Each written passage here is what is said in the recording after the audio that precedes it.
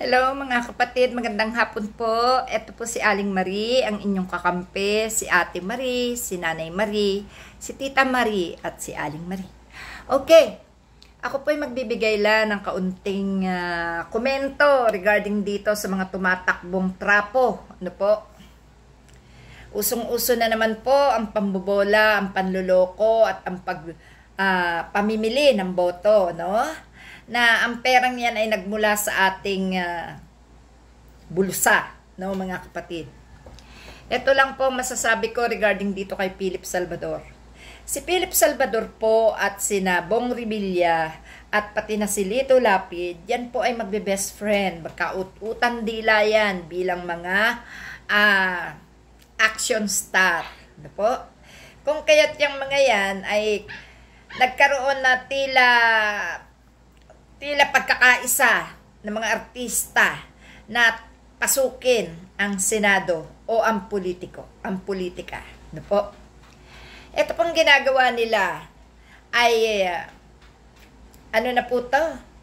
Turuan na ng mga strategy, no? Kung kaya't yan pong mga yan ay malalakas ang loob.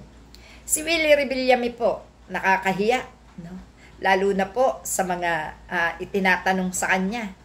Talagang makikita nyo po ang mga artista na mga bobo at walang hinahangad kundi ang magpayaman mula sa kaban ng bayan. Kayo po ay maging matalino sa pagboto. Marami pong manlilinla ngayon. Gaya po ng ilan sa mga illegal na umuupo sa Homeowners Association. Hinahawakan po nila yan. At yan ang kanilang pinapamahala sa bilihan ng boto. May na-encounter po akong matanda na nagsabi na siya ay pinipilit videohan at sinasabi kung sino ang dapat iboto. Yan po ay alam ko na. At yan po ay hindi nalingid sa akin kung sino yung senador na yan. Pero masasabi ko po, wag na wag nyo nang iboto ang mga artista. Hindi lang po sila mga bobo. Mga wala talagang naintindihan sa batas. No? Sipin nyo si Willie Revillame, ibinalik sa nagtatanong ang tanong kung anong batas ang kanyang isusulong. Di po ba isang katangahan yan at isang kalokohan yan ang kanilang pagtakbo na hindi pala nila alam kung ano ang kanilang gagawin sa Senado. Meron din naman po na talagang makapal na ang mukha na isinusuka na ay nandiyan pa rin at sinisiksik ang sarili. Wag na wag niyo po iboboto mga iyan. Unang-una mga artista, no? Artista na tila baga may pinaplano sila na magbubuo ng isang samahan ng mga artista sa politika, no?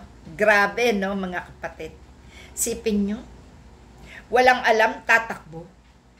Ano ang mapapala natin sa mga ganyang klase ng tao? Si Philip Salvador, si Willie Revillame, si Bong Revilla, si Jinggoy Estrada. Wala po yan. Wala po, kasumpa-sumpa po ang mga iyan. No? Nakulong na nga sila sa pagnanakaw.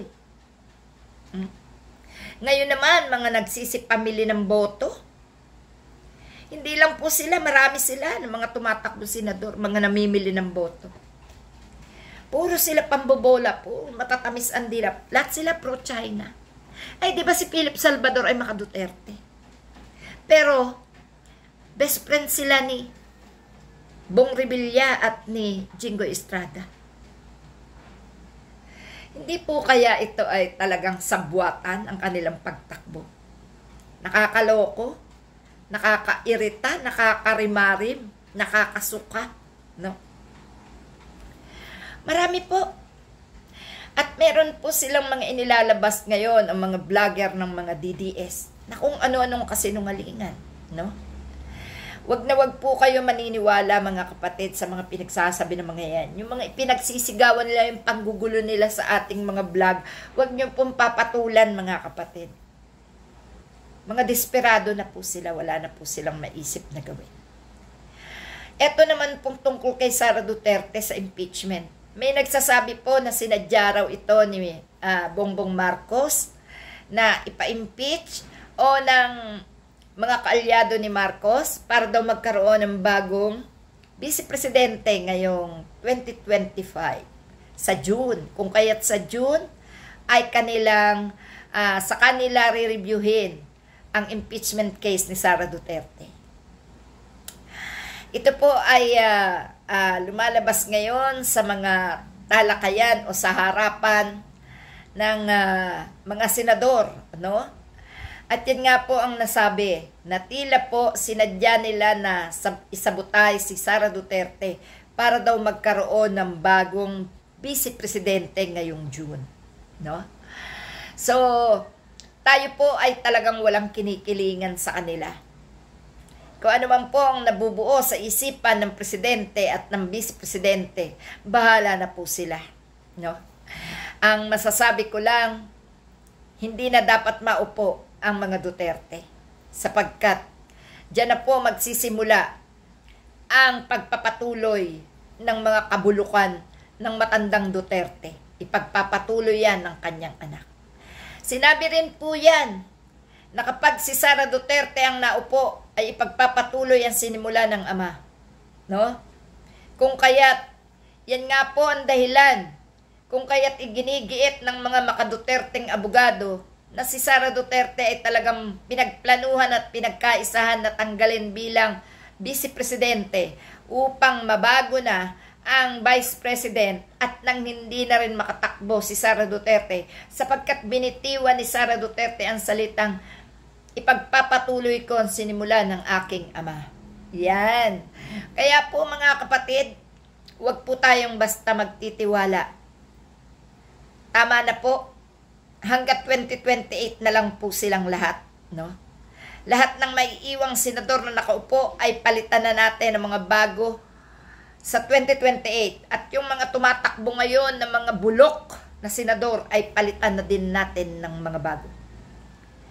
Dapat lang po na si Sara Duterte at ang matandang Duterte ay magbayad sa kanilang pagkakasala sa bayan. Dapat lang po na mga kaalyado nila ay hindi nabigyan ng pagkakataon na mapaupo sa ating gobyerno.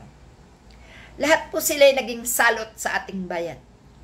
At pati po ang mga mamamayang sumasamba sa kanila ay naging salot na rin. Dahil ang mga katotohanan ay pilit nilang minamali. Ang mga katotohanan ay pilit nilang binabaliktad. Kaya mga kapatid, awa nyo na sa ating bayan. Wag na wag po iboto ang mga trapo, ang mga kandidatong abusero, ang mga nakaupo sa Senado na walang ginawa kundi pansarili lang nila ang iniisip. Kawawa ang bayan, kawawa ang mamamayan. Kaya po mga kapatid, tutukan po natin ang mga balita sapagkat kung wala pong nangyayari, wala pong balita. At kung hindi po yan nila ginagawa at sinasabi, wala po tayong tutuligsain. Kaya po mga kapatid, tandaan, kung sinong mga artista ang mga naghudas sa kabanambayan, kung sino yung mga trapo na nananakot sa pangampanya na kesyo pag hindi sila ibinoto ay hindi na nila matitirhan ang mga lupang kanilang tinitirhan o sinasaka. Huwag nyo pong iboboto yan. Yung mga nangako ng 10,000 ayuda, huwag nyo na po iboto yan. Ang ipinapangako nila ay pera nating lahat. Kaya po mga kapatid, hindi bali tayong walang 10,000. Hindi bali tayong walang asahan na lupa na ibibigay ko, no. Dahil yan pong mga pangako nilang yan, pag sila'y napaupong muli, mababawi po nila yan, mas malaki pa dyan. Kaya mga kapatid, huwag iboto ang mga magnanakaw. Huwag iboto ang mga mapanlamang sa ating mga mamamayan. Huwag iboto ang nilulumot na at kinakalyo na sa pag-upo sa gobyerno. Subalit wala tayong napapala, wala tayong nakukuha sa kanila na kahit anumang pagpapahalaga sa bansa natin at sa buhay natin. Salamat mga kapatid. Yan lang po.